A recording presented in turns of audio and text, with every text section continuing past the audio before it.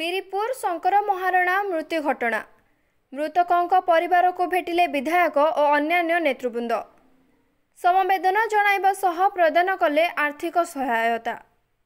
पेटरे cricket ball बाजी चिकित्सा निमंते ambulance जोगे जाउथिबा बेले रास्तार आंबुलांस खराब और अवहेला जोगु खलिकोट ब्लॉक बीरपुर ग्रामर निरंजन महारणा 19 वर्षर पुत्र शंकर महारणा अकाल मृत्यु जोगु मान्यवर मुख्यमंत्री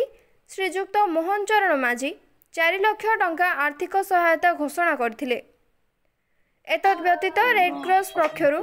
तुरंत 30,000 और हरिश्चंद्र योजनार 3,000 टंका प्रदान कर जाइथिला। शोक संतप्त परिवार को आज खलिकोट विधायक पूर्णचंद्र सेठी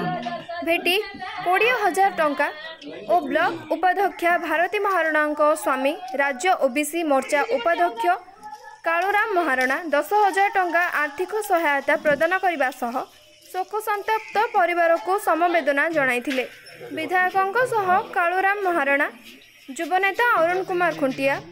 तालपड़ा सरपंच मनोज कुमार सेठी, पूर्वतन समिति सभ्य सकलेश्वर दासों समेत बहुदलीय कर्मी और स्थानीय नेतृवृंद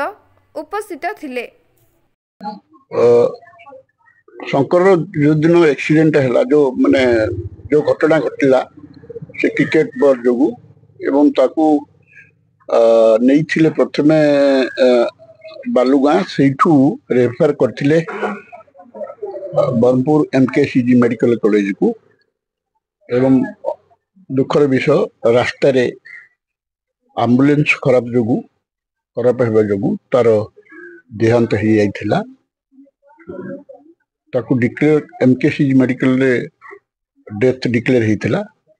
आई खबर मते प्रथमे कालूराम महारणा जी की आमर वाइस चेयरमैन स्वामी खलिकोट ब्लॉक रो सी इनफॉर्म करथिले एवं तुरंत आमे कथा है सी आसथिले घर को किछि आर्थिक सहायता सी से दिन देइथिले आमे कथबार्ता है एवं मु आमर प्रिय मुख्यमंत्री की खबर देली सी तुरंत 4 लाख टंका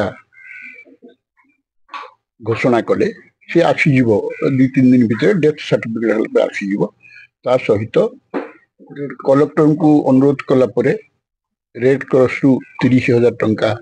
से अनुदान देइथिले मु बुझिली जे सी ताकू पाई जाइचंदी एवं हरिश्चंद्र योजना रे 3,000 भी पाई जाइचंदी। बाकी रहिला हमर ए 4 लाख ए दिन 2 दिन भीतर